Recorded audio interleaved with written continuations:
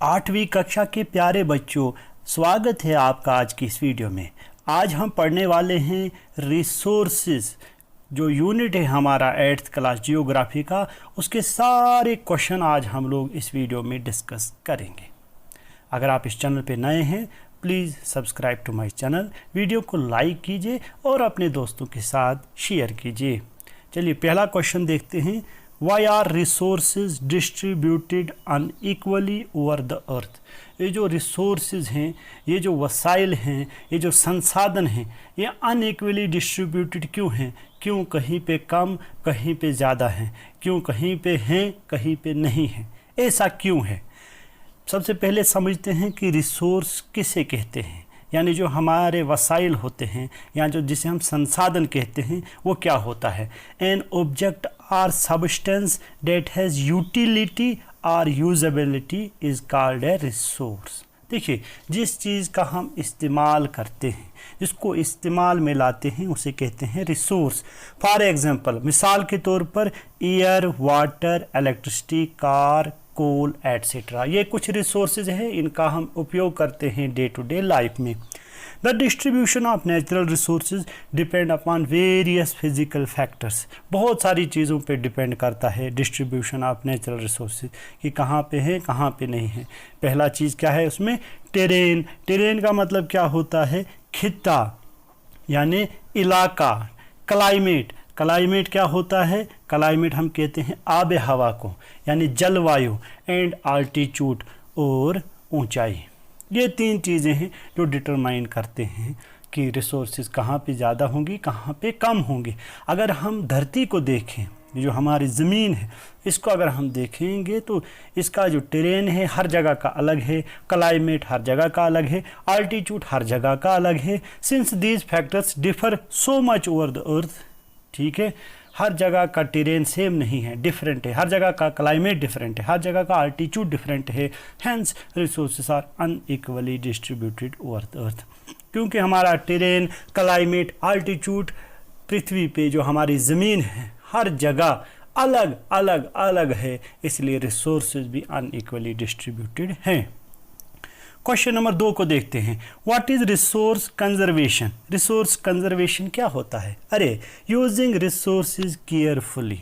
Resources का, ठीक है, ये जो संसाधन है, वसाइल है, इनका केयरफुली, यानी केयरफुली किसे कहते हैं? एहतियात से, ठीक है, सावधानी से इनका इस्तेमाल करना। And giving them time to get renewed is called resource conservation. अरे, रिसोर्सेज का केयरफुली इस्तेमाल करना, ठीक है, और इनको टाइम देना कि ये रिन्यू हो जाए, यानी दोबारा बने, उसे कहा जाता है रिसोर्स कंजर्वेशन। तीसरा सवाल देखते हैं। Why are human resources important? Human resource क्या होता है? ह्यूमन तो हो गए हम, ह्यूमन रिसोर्स क्या हो गया? इंसान की शक्ल में एक रिसोर्स। अरे, इंसान भी तो एक रिसोर्स है। क्यों? अपने नॉलेज की वजह से इंसान ने बहुत सारे रिसोर्सेज डेवलप किए, बहुत सारे नेचुरल रिसोर्सेज को अलग तरीके से डेवलप करके इंसान के लिए फ़ायदेमंद चीज़ें बनाई। एक टीचर एक रिसोर्स पर्सन है, एक डॉक्टर एक रिसोर्स पर्सन है। क्यों? एक डॉक्टर अपनी सर्विस प्रोवाइड करता है, उसके पास वो स्किल होता है, ठीक है, that is Y doctor is a resource. Teacher अपना नॉलेज, अपना तरीके जो है वो इस्तेमाल करता है बच्चे को पढ़ाने के लिए, that is why teacher is also a resource, ठीक है।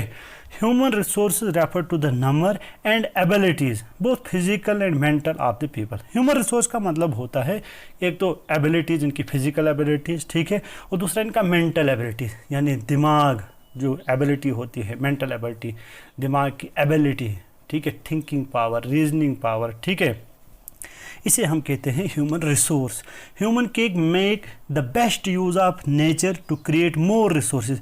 ये जो ह्यूमन है, इंसान हैं, ये जो नेचर में रिसोर्स है, इनका बेस्ट इस्तेमाल करके नई रिसोर्सेज बना सकते हैं। When they have knowledge, depend करता है कि उस इंसान के पास कितना नॉलेज है, स्किल है, ठीक है, एंड टेक्नोलॉजी। देखिए, नॉलेज किसे कहते हैं? नॉलेज होता है ज्ञान, ठीक है, स्किल होता है महारत, ठीक है, यानी कौशल, एंड टेक्नोलॉजी यानी तकनीकी तौर से एक इंसान कितना, मतलब कितना उसके पास स्किल है, कितना नॉलेज है, कितना टेक्नोलॉजी है, उसी हिसाब से हमारे पास जो है वो ज़्यादा से ज़्यादा रिसोर्सेज डेवलप कर सकता है।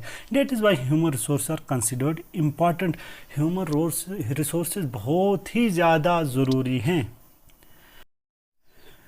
चौथा क्वेश्चन है व्हाट इज सस्टेनेबल डेवलपमेंट। बहुत ही important question. Balancing the need to use resources and also conserve them for future is called sustainable development. देखिए, रिसोर्सेज का जायज़ इस्तेमाल करना, उनका केयरफुली इस्तेमाल करना और उनको क्या करना, बचा के रखना मुस्तकबिल के लिए, यानी जो भविष्य है उसके लिए बचा के रखना। रिसोर्सेज का जायज़ इस्तेमाल करना, भविष्य के लिए बचा के रखना, उसे कहते हैं सस्टेनेबल डेवलपमेंट।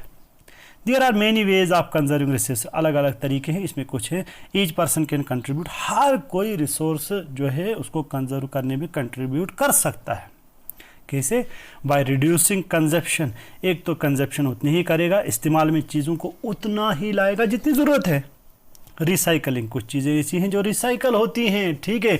जैसे हमारा प्लास्टिक है, इसको रिसाइकल कर सकते हैं। रबर को रिसाइकल करके फिर दोबारा अलग शक्ल में इसको चेंज करके, ठीक है, मशीन में लेके जाके फैक्ट्री में ले जाके उससे नई चीज़ें बना सकते हैं। It means we can recycle it, ठीक है। एंड रीयूजिंग, रीयूजिंग होता है एक चीज़ को दोबारा इस्तेमाल करना। जैसे हम किताबें खरीदते हैं, हमने कोई कक्षा पास की, फिर अगली क्लास में हमें वो किताबें नहीं लगी, हम किसी और को दे देंगे।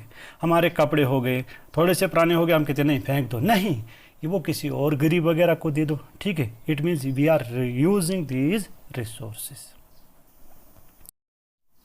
प्यारे बच्चों, अगला पार्ट जो हमारे पास है वो है टिक द करेक्ट आंसर। 4 जवाब दिए गए होंगे, 4 में से एक जवाब सही होगा। विच one of the following does not make a substance resource. Option 4 है। देखो, रिसोर्स की यूटिलिटी तो होती है, ठीक है, रिसोर्स की वैल्यू होती है। इनमें से रिसोर्स एक चीज़ को क्या नहीं बनाती है, वो है क्वांटिटी, ठीक है। एक रिसोर्स की यूटिलिटी भी होती है, वैल्यू भी होती है। अगर किसी चीज़ की कितनी भी क्वांटिटी हो, अगर उसकी वैल्यू नहीं है, यूटिलिटी नहीं है, then it is not a resource. दूसरा पार्ट देखते हैं। Which one of the following is a human made resource. देखिए, इंसान की बनाई हुई रिसोर्स कौन सी है इसमें। देखिए, पहला है मेडिसिन टू ट्रीट कैंसर, दूसरा है स्प्रिंग वाटर, ये तो नेचुरल रिसोर्स है। ट्रॉपिकल फॉरेस्ट, ये तो नेचुरल रिसोर्स है। इनमें से जो ह्यूमन मेड रिसोर्स है, जो इंसान ने बनाई है, that is medicine to treat cancer. दवाई कैंसर के इलाज के लिए, वो किसने बनाई? इंसान ने। कैसे बनाई? अपने नॉलेज से, अपने स्किल से, ठीक है। आखिरी पार्ट देखते हैं, इसी के साथ आज का लेक्चर फिर ख़त्म हो जाएगा। तीसरा पार्ट है कंप्लीट द स्टेटमेंट। अरे नॉन रिन्यूएबल रिसोर्सेज कौन से होते हैं? Are those which have limited stock made by human beings derived from non living things. देखिए, पहला ही जवाब सही है, those which have limited stock.